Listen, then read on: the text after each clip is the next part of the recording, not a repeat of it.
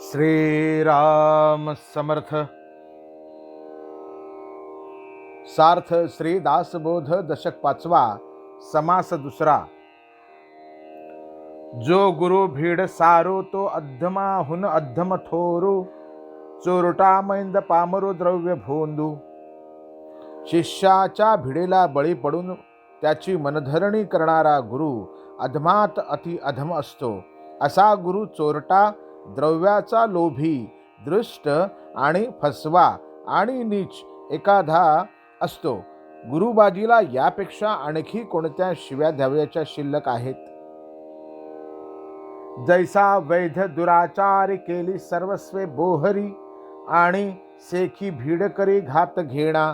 वैद्यकीचे ज्ञान नसणारा एखादा दृष्ट वैद्य रोग्याला सर्वस्वी नागवतो आणि त्यात पुन्हा भीड घालून शेवटी रोग्याचा सर्वस्वी घात करतो.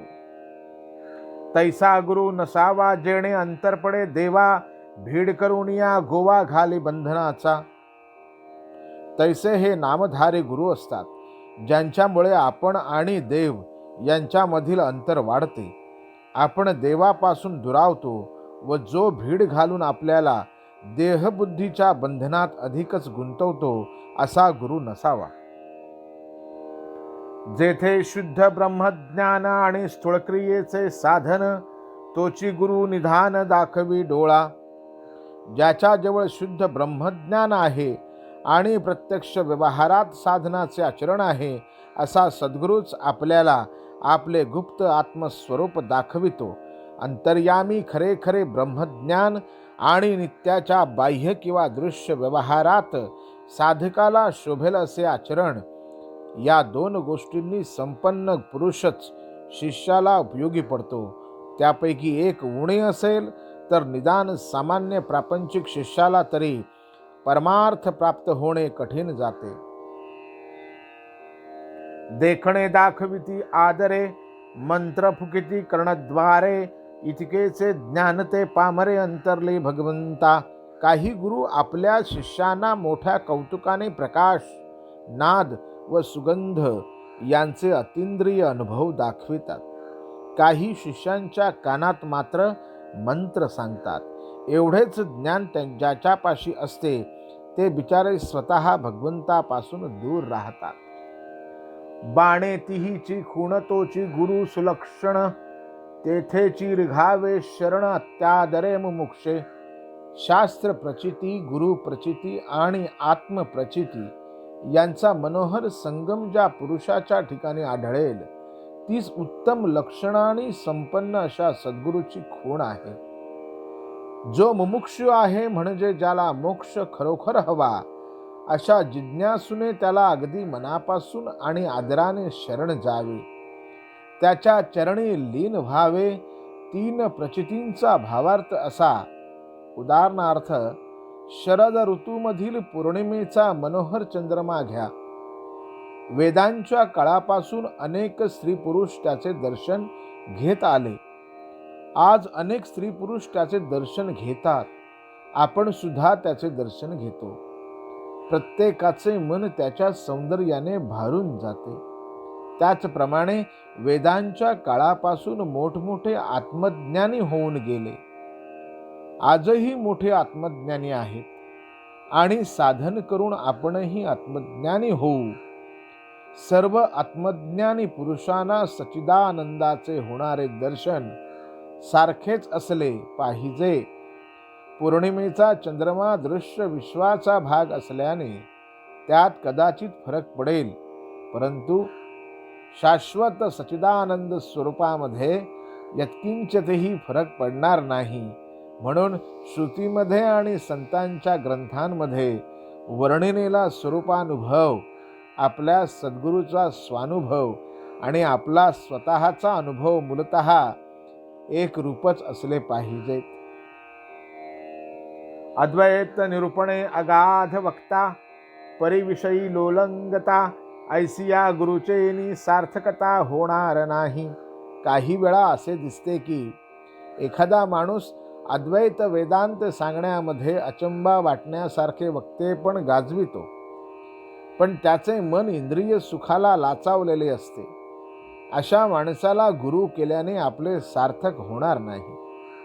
वेदांत उत्तम रीतीने सांगणे ही बुद्धीची करामत आहे. वेदांत उत्तम रीतीने जगणे ही परमार्थाची गुरुकिल्ली आहे. दोन्ही एके ठिकाणी असले तर उत्तमच, पण परमार्थाला पाहिले नसले तरी चालते. दुसरे मात्र हवेच हवे. जैसा निरूपण समयो तैसेची मनही करी वायो, कृतबुद्धीचा जयो जालाच नाही. उत्तम वक्त्याची कला अशी की जसा प्रसंग असेल तसा रंग त्याच्या निरूपणाला चढतो. प्रसंगाला अनुरूप अशा कल्पना त्याच्या मनात आपोआप येतात. परंतु देहबुद्धीचे सारे संदेह नाहीसे होऊन त्याच्या अंतर्यामी आत्मबुद्धीचा जय झालेला नसतो. स्वस्वरूपाबद्दल त्याला निश्चयात्मक ज्ञान नसते. आत्मसाक्षात्कार होऊन स्वस्वरूपाबद्दल जे संपूर्ण संशयरहित ज्ञान होते त्यास श्री समर्थ निश्चय असा शब्द वापरतात. निरूपणे सामर्थ्य सिद्धी, श्रवण होता दुराशा बाधी, नाना चमत्कारे बुद्धी दंडळू लागे. पुष्कळ वेळा असे होते की निरूपणामध्ये वक्ता आत्मज्ञानाचे सामर्थ्य सांगतो. त्याने प्राप्त होणाऱ्या सिद्धीचे वर्णन करतो. ते निरूपण ऐकून श्रोत्यांच्या मनात भलत्याच कल्पना येऊ लागतात. चमत्कारांचे वर्णन ऐकून त्यांची बुद्धी आत्मज्ञानापासून ढळू लागते. ती हेलकावे खाऊ लागते. आत्मज्ञानी पुरुषाच्या हातून चमत्कार घडतात हे खरे, परंतु तो त्यांच्या ज्ञानाचा एक गौण परिणाम असतो. निरूपणामध्ये त्यांच्यावर भर दिला तर श्रोते चमत्कारानेच आकर्षिले जातात. मग जो चमत्कार करतो तो साधू असे चुकीचे समीकरण धरून बसतात. आत्मज्ञानाबद्दल लागणारी बुद्धीची स्थिरता त्यांच्यापाशी राहत नाही. पूर्वी ज्ञाते विरक्त भक्त तैसाची, तयांसी सादृश्य भगवंत आणि सामर्थ्य ही अद्भुत सिद्धीचे नियोगे. साधकाच्या मनात असा विचार येतो की पूर्वी मोठे ज्ञाते विरक्त आणि भक्त होऊन गेले. त्यांची योग्यता भगवंताच्या बरोबरीने होती. सिद्धी वश झाल्याने त्यांच्या अंगी मोठे अद्भुत सामर्थ्य होते. ऐसे तयांचे सामर्थ्य आमचे ज्ञानची नुसदे व्यर्थ, ऐसा सामर्थ्याचा स्वार्थ अंतरी बसे. त्यांच्या अंगी असे विलक्षण सामर्थ्य होते ते आपल्यापाशी नाही, म्हणून आपले हे नुसते ज्ञान व्यर्थ आहे. अशा प्रकारचा सामर्थ्य प्राप्तीचा स्वार्थी विचार साधकाच्या मनात दृढ होऊन राहतो. हा आत्मज्ञानातला मार्ग ठरतो, कारण त्याने देहबुद्धीचे पोषण होते. ज्ञानाची निष्ठा कमी होऊन दुराशाच बळावते. निरे निशेष दुराशा तुटे, तरीच भगवंत भेटे. दुराशा धरिती ते ओखटे, शब्द ज्ञाते कामिक. दृश्यांमधून सुख घेण्याची वासना जेव्हा समूळ नाहीशी होते तेव्हाच भगवंताची भेट होते. अशी वासना बाळगणारे शब्द ज्ञानी लोक कामनेच्या अधीन असतात, एकंदर चांगले नसतात. त्यांच्या सांगण्याने लोकांमध्ये परमार्थाबद्दल खोट्या कल्पना प्रसार पावतात. म्हणून श्री समर्थ त्यांना ओखटे असे नरम निंदायुक्त विशेषण लावतात. बहुत ज्ञाती नागवली, कामनेने वेडी केली. कामना इच्छिताच मेली, बापुरडी मूर्खे. कोणत्या तरी वासनेने वेडी झालेली अनेक शब्दज्ञानी माणसे परमार्थ न साधता फुकट गेली.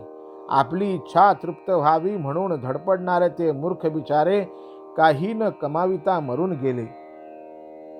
निशेष कामना रहित, ऐसा तो विरळा संत. अवघ्या वेगळे मत ऐक्षय जाचे. ज्याला कशाचीही यत्किंचित वासना नाही असा संत विरळाच असतो.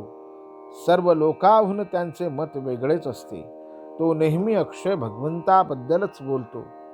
संतांची ही एक मोठी खूण आहे.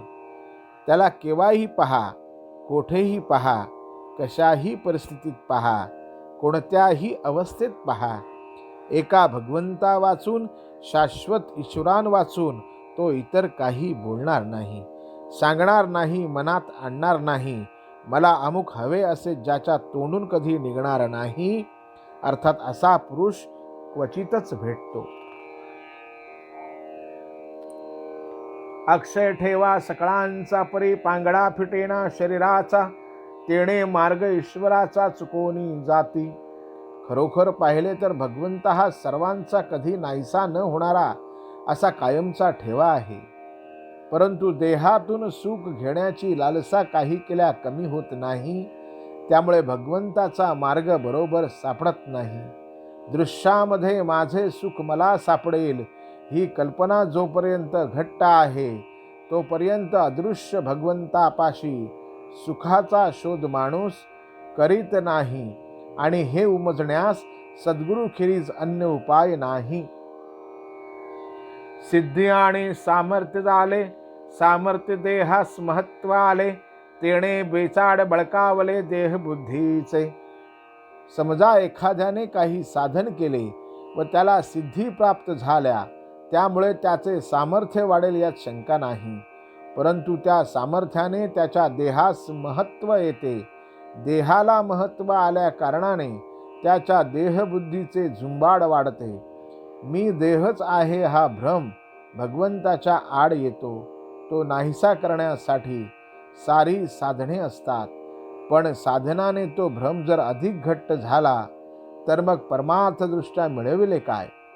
चांगल्यापैकी साधकांचा असा अध्यपात होतो असे श्री समर्थ सुचवितात. सांडूने अक्षय सुख, सामर्थ्य इच्छिते ते मूर्ख, कामने सारखे दुःख आणि काहीच नाही. वासना भगवंतापासून दूर करते, ती संपूर्ण नाहीशी करून जो भगवंतावर दृढनिष्ठा ठेवून राहतो, तोच सद्गुरू होण्यास लायक असतो. भगवंताचे सुख अक्षय आहे, कायम टिकणारे आहे, त्याला कधीही विनाश नाही. ते बाजूस सारून जे सामर्थ्य संपादन करण्याच्या मागे लागतात ते मूर्ख असतात. वासनेसारखे दुसरे कोणतेच दुःख नाही. ईश्वरे विण जे कामना, तेणेची गुणे नाना यातना, पावती होती पतनावर पडे प्राणी. मला भगवंत हवा ही एकच वासना तापदायक नाही. त्या वासनेखेरीज इतर सर्व वासना अनेक प्रकारची दुःखे निर्माण करतात. त्यांच्या मागे लागल्याने माणसाचा अखेर अधपात होतो.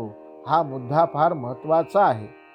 आपण सामान्य माणसे वासने वाचून राहू शकत नाही. हे जर खरे तर श्री समर्थ असे सांगतात की वासना ठेवायचीच झाली तर ती भगवंताच्या दर्शनाची ठेवावी. त्या वासनेपासून दुःख निर्माण होणार नाही आणि आपल्या जीवनाचे सार्थक होईल. होता शरीरासी अंत, सामर्थ्य ही निघून जात, सेखी अंतरला भगवंत कामना गुणे. मृत्यूमुळे देहाचा शेवट झाला की त्या देहाबरोबर त्यात राहणारे सामर्थ्य देखील नाहीसे होते. वासनेच्या नादी लागल्याने अखेर भगवंत मात्र अंतरतो. वासना जीवाला अशाश्वत वस्तूंमध्ये गुंतविते. अशाश्वत देहाचा शेवट झाला की वासनेचा सगळा पसारा विलयास जातो. भगवंताकडे मन कधीच वळविले नसल्याने तो दूरच राहतो. अशा प्रकारे जीव दोन्ही बाजूने नागवला जातो. म्हणून निकामता विचारो, दृढबुद्धीचा निर्धारू, तोची सद्गुरू पैल पारू पाववी भवाचा. यावरून असे दिसते की तो अत्यंत निष्काम आहे, वासना रहित आहे आणि ज्याच्या बुद्धीमध्ये आत्मस्वरूपाविषयी अत्यंत दृढ निश्चय आहे, असा स्वानुभवी सद्गुरू माणसाला या अशाश्वत दृश्य सागरातून पलीकडे नेऊन सोडतो. मुख्य सद्गुरूचे लक्षण आधी पाहिजे विमळ ज्ञान, निश्चयाचे समाधान स्वरूप स्थिती. श्री समर्थ आता सद्गुरूची लक्षणे वर्णन करतात. आत्मसाक्षात्कार होऊन स्वच्छ स्थिर ब्रह्मज्ञान होणे हे सद्गुरूचे खरे प्रधान लक्षण आहे. बाकीची सारी लक्षणे या लक्षणावर आधारलेली आहेत. सद्गुरूचे मुख्य लक्षण असे की सर्वप्रथम त्याला शुद्ध ब्रह्मज्ञान असले पाहिजे. त्या ज्ञानामुळे त्याच्या ठिकाणी अगदी निश्चल समाधान पाहिजे. आत्मस्वरूपामध्ये तो अखंड स्थिर राहिला पाहिजे. आत्मज्ञानाने त्याचे सर्व संशय नाश पावतात. तो समाधान रूपच बनतो. तो स्वस्वरूपापासून कधीही ढळत नाही. श्रीराम समर्थ.